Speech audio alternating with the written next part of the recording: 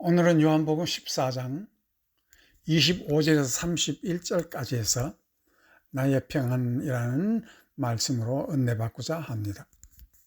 오늘 본문 요한복음 14장 27절 말씀에 보면 평안을 너희에게 끼치노니 곧 나의 평안을 너희에게 주노라.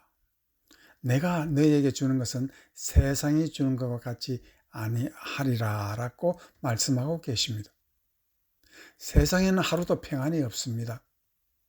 그는 예수님은 마지막 세상을 떠나시며 평안을 주신다고 합니다. 우리에게 평안이라는 것이 무엇이겠습니까? 몸이 아프면 마음이 아프고 마음이 아프면 몸도 아프게 됩니다. 몸이 아프면 잠시 동안은 코티솔이나 아드레날린이라는 호르몬이 분비되지만 장기간 고민하면 몸이 견디지 못하고 병이 납니다. 여기서 의학은 영육은 하나라고 말을 하고 있습니다. 둘은 분리되지 않는다는 뜻입니다. 그런데 영육은 서로 연결되어 있는데 이러한 연결 상태를 평안, 에이레네이라고 말하고 있습니다. 우리가 일반적으로 평안이라면 번영과 축복, 만사 형통을 말합니다. 구약 성경은 샬롬이라고도 말을 하고 있습니다. 그러나 오늘 예수님은 더 큰 뜻을 가지고 우리에게 말하고 있습니다. 그것은 세상이 주는 평안과 내가 주는 평안은 다르다라고 앞에서 말을 하고 있습니다. 그래서 몸과 마음이 하나 되면 평안인 것 같이 예수님과 믿는 자가 하나 되는 것이 평안이라는 뜻이 되는 것입니다. 오늘은 여기에서 성서적인 샬롬 평안의 뜻을 알아보고자 합니다. 첫 번째, 나의 평안이라는 것은 예수님과 하나 되는 것입니다. 에베소서 4장 3절에서 5절 말씀에서 보면은 평안에 매는 줄로 성령에 하나 되게 하신 것을 힘써 지키라. 이 3절 말씀에서 평안이라는 것은 매는 줄이라고 말을 하는데 그것을 매게 하시는 이가 바로 성령이라고 말을 하고 있습니다. 그래서 몸이 하나요 성령이 하나인 이와 같이 너희가 부르심의 한 소망 안에서 부르심을 입으느니라. 5절 주도 하나이요 믿음도 하나이요 세례도 하나이라.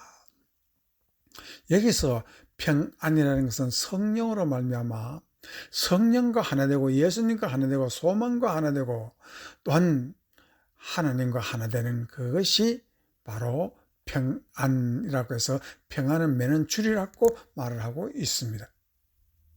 그 이유는 모든 것이 개인적 존재로 있기 때문에 개체를 하나로 만드는 줄이 바로 평안이라는 샬롬의 뜻입니다.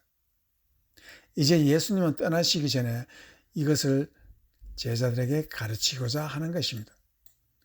모든 것은 이 세상에는 개체적 존재가 아니라 모든 것을 하나라는 것을 잊지 말라는 것입니다. 그래서 하나님은 사람 또 남녀가 둘로 만들어졌지만은 결혼이라는 것을 인하여 하나로 만드시고 교회라는 것도 많은 개체를 하나님과 하나로 만드시고자 교회를 신부라고 명명하고 있습니다. 이 말은 인간의 삶을 이해하고 믿음을 이해하는데 결정적인 답이 되는 것입니다.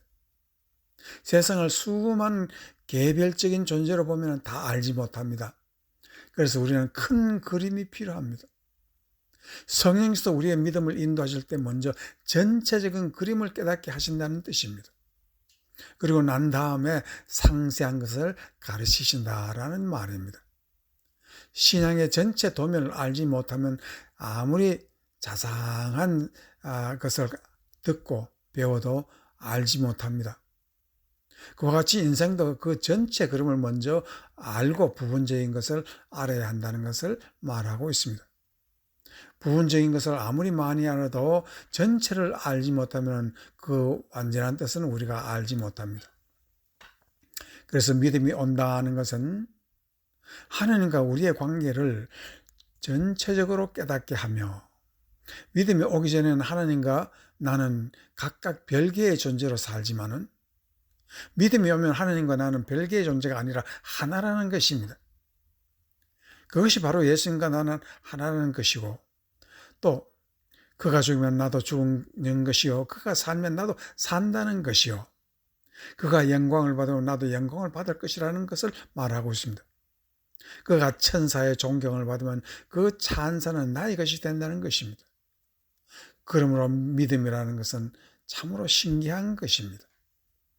고린도후서 5장 13절에서 15절 말씀에 보면, 우리가 만일 미쳐서도 하나님을 위한 것이요 만일 정신이 온전하여도 너희를 위한 것이니 그리스도의 사랑이 우리를 강권하시는도다. 우리가 생각건대 한 사람이 모든 사람을 대신하여 죽었은즉 모든 사람이 죽은 것이라. 저가 모든 사람을 대신하여 죽으시면 산 자들로 하여금 다시는 저희 자신을 위하여 살지 않고 오직 저희를 대신하여 죽었다가 다시 사신 자를 위하여 살게 하려 함이라. 바울이 그리스도를 전할 때 그는 하나님이시요 우리는 하나라고 하니 그를 미친 자로 지목하여 죽이려 달게 됩니다. 예수님도 나와 아버지는 하나라 하시니 유대인들이 돌을 들어 치려고 했습니다. 한마디로 유대인들에게는 우리가 미친 자로 보인다는 그런 뜻입니다. 어쨌든 예수님은 모든 사람을 위하여 죽으신 것입니다. 그러니 믿음의 연합이라는 화평의 가르침으로 우리도 죽은 것이요 죽은 자는 아무도 자기를 위해서 사는 자가 아닙니다.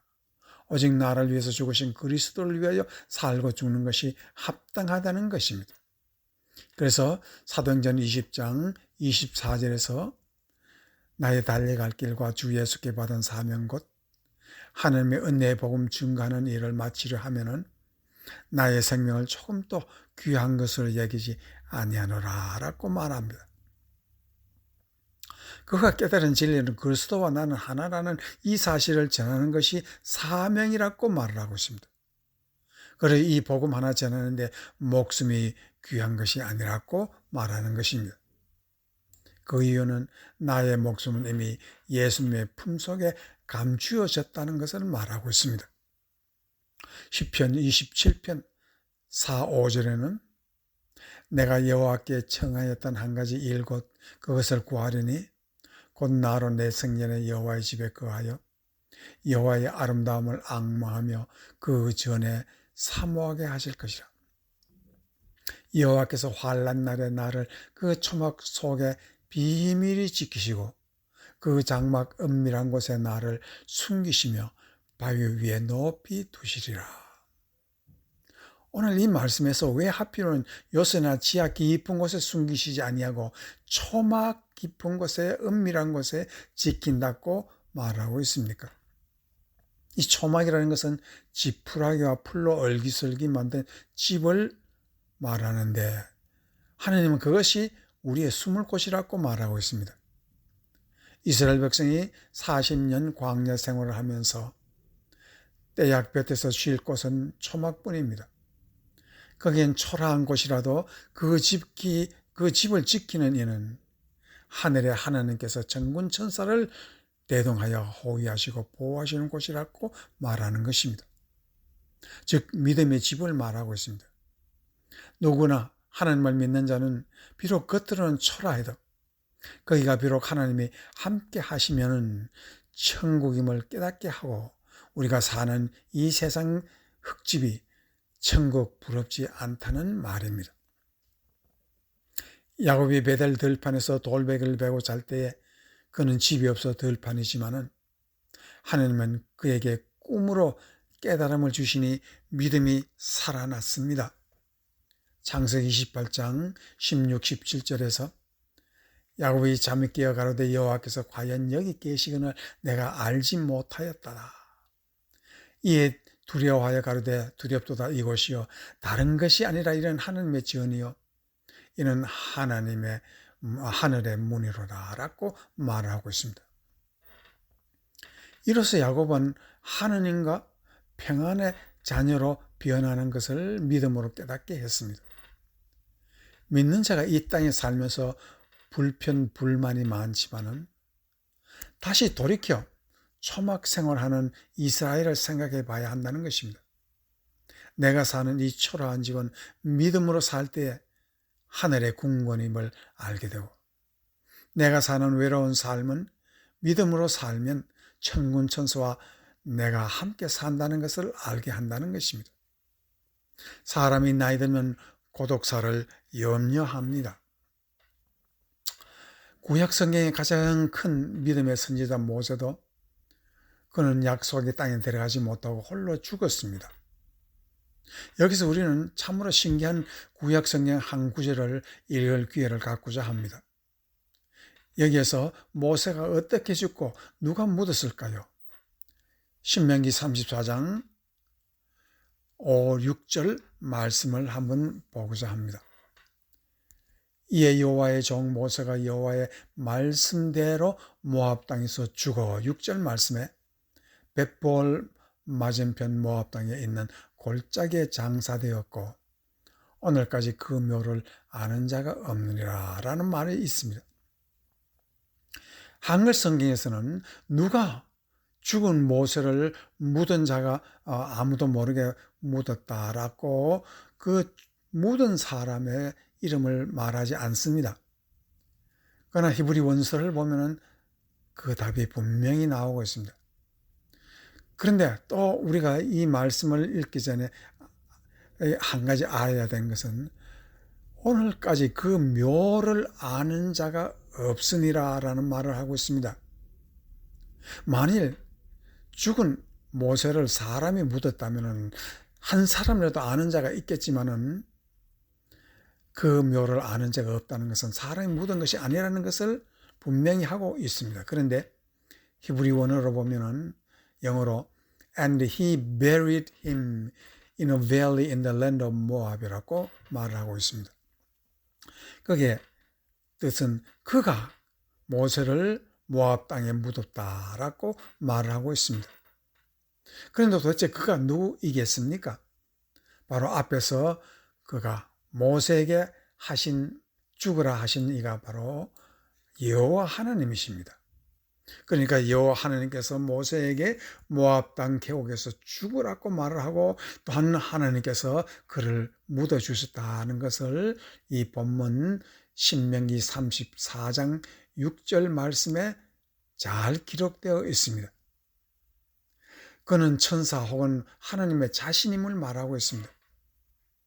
여기서 우리는 믿는 자는 비스가 산 위에서 외롭게 죽어도 우리를 고독사하지 않게 하나님께서 천사를 보내시어 묻어준다고 말을 하고 있습니다. 우리는 죽어도 살고 하나님의 품에 숨겨 산다는 것을 말하고 있습니다. 세상 사람들의 눈에는 우리가 초막 생활하는 것으로 보이지만 사실은 믿는 자는 하나님의 품속에 사는 것을 성경이 잘 가르치고 있습니다. 이것이 예수님이 주시는 평안입니다. 즉 예수님이 주시는 평안은 하나님과 내가 하나요, 예수님과 내가 믿음으로 하나라는 것이 바로 평안의 샬롬의 뜻입니다. 그러므로 이 한순간이라도 우리는 기도로 하나 되고 믿음으로 하나 되는 것을 잊지 말고 깨어 감사하며 사는 여러분이 되시기를 주의 이름으로 축원합니다.